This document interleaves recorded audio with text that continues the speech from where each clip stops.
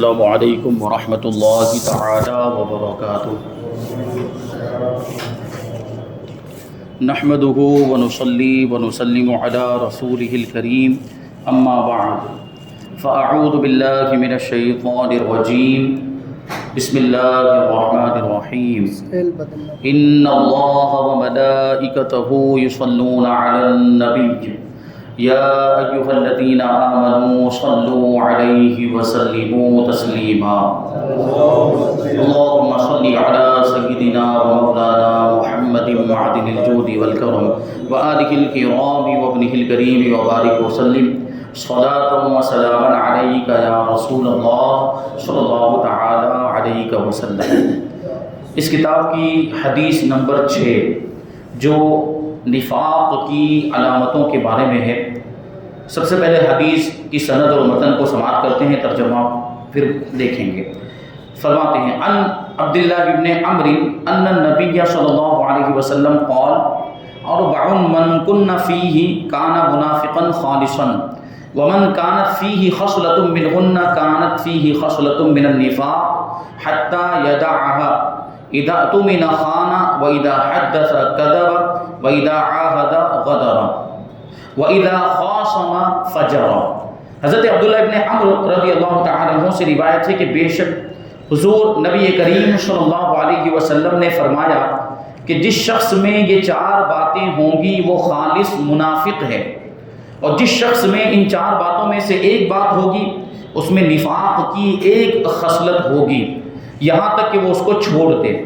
Number 1، جب امین بنایا جائے تو خیانت کرے، یعنی جب اس کے پاس امانت رکھی جائے تو اس امانت میں وہ خیانت کرے۔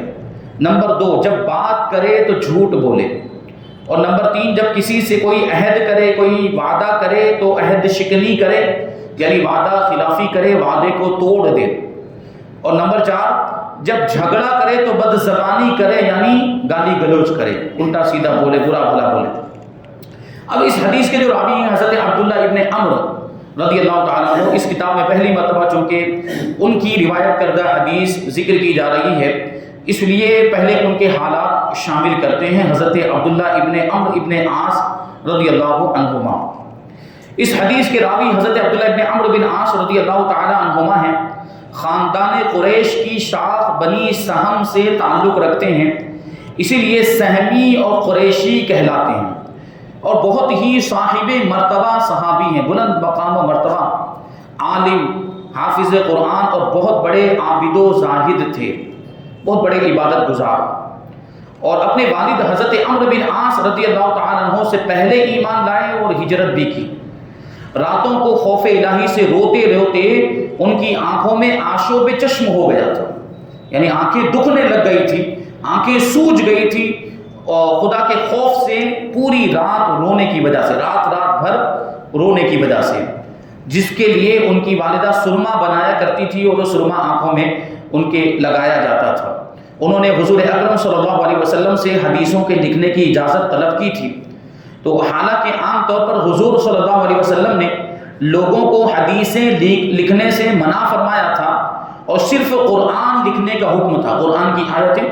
اور سورتیں لکھنے کا حکم دیا تھا تاکہ قرآن و حدیث میں خلط ملط نہ ہونے پائے، کیونکہ اگر دونوں چیزوں کے لکھنے کی اجازت ہوتی، قرآن کو لکھنے کی بھی اجازت اور حدیث کو لکھنے کی بھی اجازت لوگ اپنے پاس لکھ کر رکھتے، تو مثال کے طور پر وہ اس زمانے میں تو کاغذ بہت کم استعمال ہوتا تھا، چمڑے پر لکھتے تھے، اونٹ کی ہڈی، جو شانے کی ہڈی، چوڑی ہڈی ہوتی اس پر لکھتے، پتھروں پر لکھتے تھے۔ تو کسی کے پاس مان لیجئے کہ کسی چیز پر کوئی آیت بھی لکھی ہوئی ہے، اور اسی طریقے سے اسی پتھر کے اوپر اگر اس نے حدیث بھی لکھ لی تو اس کو یاد ہے، وہاں تک تو ٹھیک ہے کہ یہ حدیث ہے اور یہ آیت ہے، لیکن وہ شخص اگر بھول گیا یا مان لیجئے اس کا وصال ہو گیا، انتقال ہو گیا، تو اس کے بعد کے لوگ کیسے پتہ کر پائیں گے کہ یہ حدیث ہے اور یہ آیت ہے؟ تو خلط ملط ہوگا، یعنی حدیث کو ممکن ہے کہ حدیث کو آیت سمجھ لیا جائے یا آیت کو حدیث سمجھ لیا جائے، اسی لیے حضور پاک صلی اللہ علیہ وسلم نے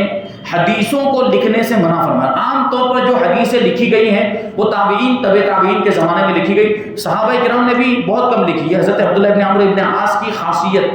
آپ کی خصوصیت کہ اللہ کے رسول صلی اللہ علیہ وسلم نے آپ کو حدیثیں لکھنے کی اجازت دی تھی، دوسرے صحابہ کرام کو حدیثیں لکھنے کی اجازت نہیں تھی. بعد میں تابعین اور تبع تابعین نے اس کی ضرورت کو محسوس کیا کہ اب تو قرآن تو محفوظ ہو ہی چکا ہے. حضرت فاروق اعظم نے بھی اس کی کوشش کی اور حضرت عثمان غنی رضی اللہ تعالیٰ عنہ نے اس کو پایہ تکمیل تک پہنچا دیا, کتابی شکل میں قرآن پاک کو جمع کر دیا. اب جو ہے وہ یہ ہے قرآن پاک, قرآن کی آیتیں اور سورتیں سب کو اس میں جمع کر دیا, وہ نسخہ تیار ہو گیا. تو اب خلط ملط ہونے کا اندیشہ نہیں رہا, کوئی احتمال نہیں رہا. اس لیے بعد میں تابعین کا دور یا تبع تابعین کا دور آیا تو اس میں حدیثوں کو لکھا گیا, حدیثوں کو بھی محفوظ کیا گیا اس کی اہمیت کے پیش نظر, تاکہ حدیثیں بھی اللہ کے رسول صلی اللہ علیہ وسلم کے ارشادات بھی لوگوں تک پہنچائے جائیں. تو یہ حضور کے زمانے میں اگر کسی کو اجازت ملی ہے لکھنے کی, حدیثیں لکھنے کی, وہ حضرت عبداللہ ابن عمرو بن عاص رضی اللہ تعالیٰ عنہ, ان کو حضور نے لکھنے کی اجازت دی. اور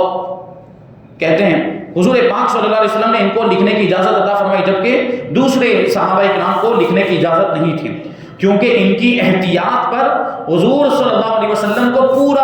اعتماد تھا کہ یہ آیتوں اور حدیثوں کو خلط ملط نہیں ہونے دیں گے. تو علم حدیث میں ان کے شاگردوں کی تعداد بہت زیادہ ہے, اور یہ ایک عجیب بات ہے کہ اتنے نامور اور مشہور صحابی کی تاریخ وفات اور ان کی قبر شریف کے بارے میں بہت زیادہ اختلاف پایا جاتا ہے. بعض کا قول یہ ہے کہ 63 ہجری میں آپ کا وصال ہوا, اور بعض کا قول یہ ہے کہ 73 ہجری میں مکہ مکرمہ کے اندر آپ کا وصال ہوا, اور بعض نے کہا کہ 55 ہجری میں طائف کے اندر آپ کی وفات ہوئی, اور بعض یہ کہتے ہیں کہ مصر میں 65 ہجری کے سال آپ کا انتقال ہوا. اللہ تعالی عالم. لیکن جو مشہور ہے وہ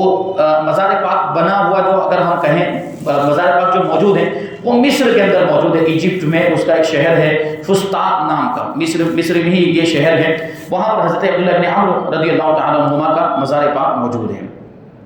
اب اس حدیث کی تشریح کرتے ہیں کہ منافق کی 2 قسمیں, کیونکہ یہاں پہ لفظ منافق آیا حدیث پاک کے اندر کہ جس کے اندر یہ 4 خصلتیں ہوں گی وہ خالص منافق ہوگا, جس کے اندر ایک خصلت ہوگی 4 خصلتوں میں سے اس میں نفاق کی ایک خصلت ہوگی. تو منافق کا مطلب کیا ہوتا ہے, سب سے پہلے اس کو بیان کرتے ہیں. کہتے ہیں کہ منافق کی 2 قسمیں ہیں, منافق اعتقادی اور منافق عملی. منافق اعتقادی وہ ہے کہ زبان سے تو اسلام کا اظہار کرتا ہو مگر اپنے دل میں کفر چھپائے ہوئے ہو, یعنی اپنے آپ کو مسلمان ظاہر کرتا ہے, اپنے آپ کو ایمان والا ظاہر کرتا ہے, لیکن اندر سے کافر ہے.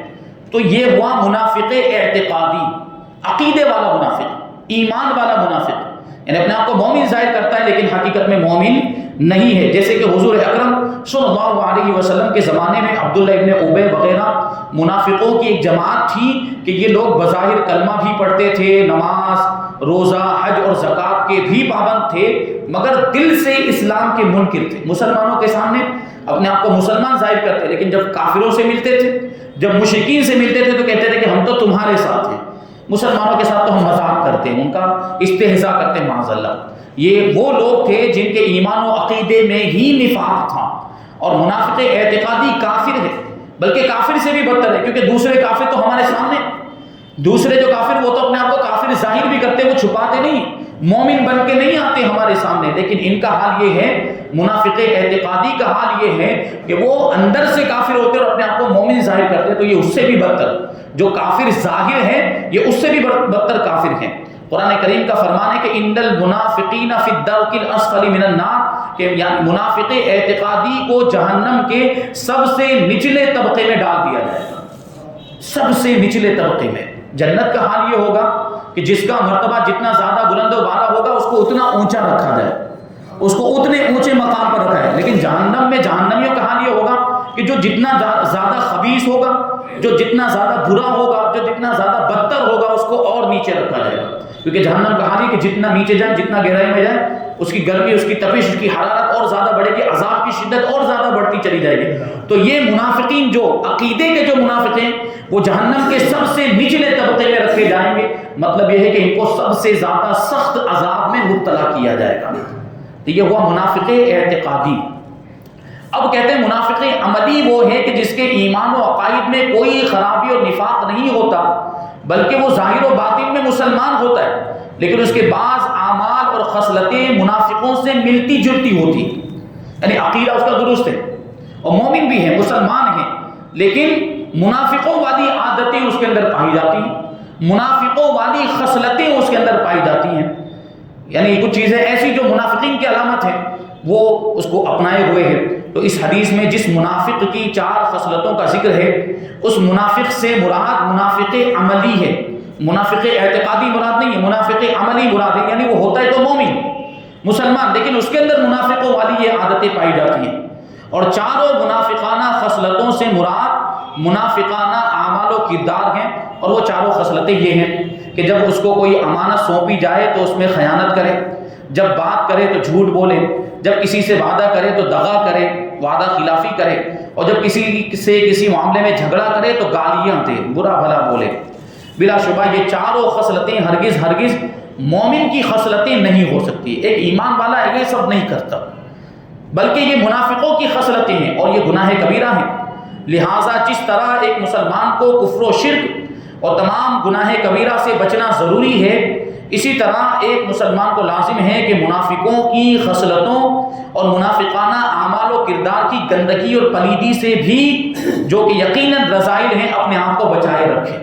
منافقوں والی خصلتوں سے اپنے آپ کو بچائے رکھے، کیونکہ منافق کی خصلت جو منافق نفاق کی علامت ہو اور منافقانہ کردار کہے جاتے ہوں، منافقانہ عمل کہے جاتے ہوں، منافقانہ عادتیں کہے جاتے ہوں، یقیناً وہ بہت گندی چیزیں ہیں اور وہ بہت ہی غلط بیکار کی چیزیں ہیں، اور ایمان والے کو ان ساری چیزوں سے بچنا چاہیے۔ تو خاص طور پر یہاں پر ان 4 چیزوں کا ذکر ہے۔ ایمان والوں کو اپنے آپ کو اس سے بچانا چاہیے کہ بات کرے تو جھوٹ بولنے، مطلب کیا ہوا کہ ہمیشہ سچ بولے۔ منافق جب بات کرتا ہے تو جھوٹ بولتا ہے، لیکن مومن جب بات کرے تو ہمیشہ سچ بولے، اور جب کسی سے وعدہ کرے تو ایمان والے کی شان یہ ہونی چاہیے کہ وہ وعدے کو پورا کرے، اور جب کسی معاملے میں جھگڑا کرے تو اس میں کیا ہو، برا بھلا نہ بولے، گالی گلوچ نہ کرے، اس کو اچھے انداز میں، نرم انداز میں، شریعت کے دائرے میں رہ کر اس معاملے کو، جھگڑے کو سلجھانے کی کوشش کرے، اور جب اس کے پاس امانت رکھی جائے تو امانت میں خیانت نہ کرے، بلکہ اس کو جیسی اس کو سونپی گئی ویسی اس کو مالک تک پہنچا دے۔ اب اس میں کچھ فائدے اور کچھ مسائل جو اس حدیث پاک سے حاصل ہوتے ہیں اس کو بیان کرتے ہیں۔ اس بات پر تمام علماء امت کا اجماع اور اتفاق ہے کہ یہ چاروں خصلتیں اگرچہ منافقوں کے خصائل اور نفاق کی علامتیں ہیں، مگر اس کے باوجود اگر کسی صادق الایمان مسلمان میں یہ چاروں خصلتیں پائی جائیں تو اس کے بارے میں یہ کہنا تو درست ہے کہ اس شخص میں منافقوں کی عادتیں اور علامتیں پائی جاتی ہیں، لیکن ہرگز یہ نہیں کہہ سکتے کہ یہ شخص منافق ہو گیا۔ یعنی جس کے اندر اگر یہ مسلمان ہے، سچا مسلمان، عقیدے کی کوئی خرابی نہیں اور ایمان سلامت ہے، اور اس کے اندر یہ 4 خصلتیں پائی جاتی ہیں، تو اس کو ہم منافق عملی تو کہہ سکتے ہیں، لیکن منافق اعتقادی نہیں کہہ سکتے۔ اس کے بارے میں ہرگز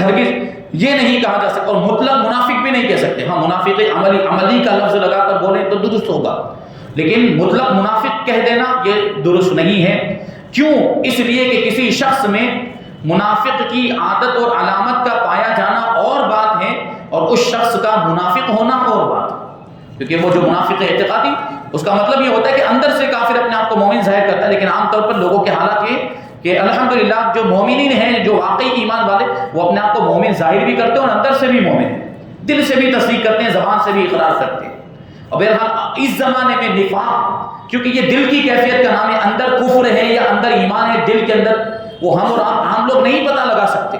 ہمیں کیسے پتہ چلے گا سامنے والے کے بارے میں کہ جو اپنے آپ کو مسلمان کہہ رہا ہے اس کے دل میں ایمان ہے بھی یا نہیں؟ یہ ہمیں نہیں، وہ تو رسول پاک صلی اللہ علیہ وسلم کی شخصیت، حضور پاک صلی اللہ علیہ وسلم کا یہ معجزہ کہ حضور لوگوں کے نفاق کو بھی جانتے تھے کہ کون منافق ہے کون سچا مومن۔ اسی وجہ سے تو حضور پاک صلی اللہ علیہ وسلم نے ایک مرتبہ مسجد نبوی میں نام لے کر نکالا تھا کہ اے فلاں ابن فلاں نکل جا کہ تو منافق ہے، کیونکہ حضور کو پتا تھا کہ کون سچا مومن ہے اور کس کے دل میں کفر چھپا ہوا ہے۔ لیکن ہم اور آپ نہیں جان پائیں گے، اللہ کی عطا سے اللہ والے جان لیا کرتے ہیں، لیکن عام لوگ نہیں جان پائیں گے، اس لیے ہم تو ظاہر پر ہی حکم لگائیں گے۔ کوئی اپنے آپ کو مومن کہتا ہے، کوئی اپنے آپ کو مسلمان کہتا ہے، تو ہم اس کو مسلمان اور مومن ہی سمجھیں گے جب تک کہ اس کی جانب سے ایمان کے خلاف کوئی بات ظاہر نہ ہو۔ جیسے کچھ بات ایسی بول دی جو کفری بات ہے، یا کچھ ایسا عمل کیا جو کافروں کا عمل ہے، تو پھر اس پر حکم لگے گا۔ اس کی مثال یوں سمجھیے کہ ایک سید کا بچہ آ کر کھیت میں سے گنا چرا کر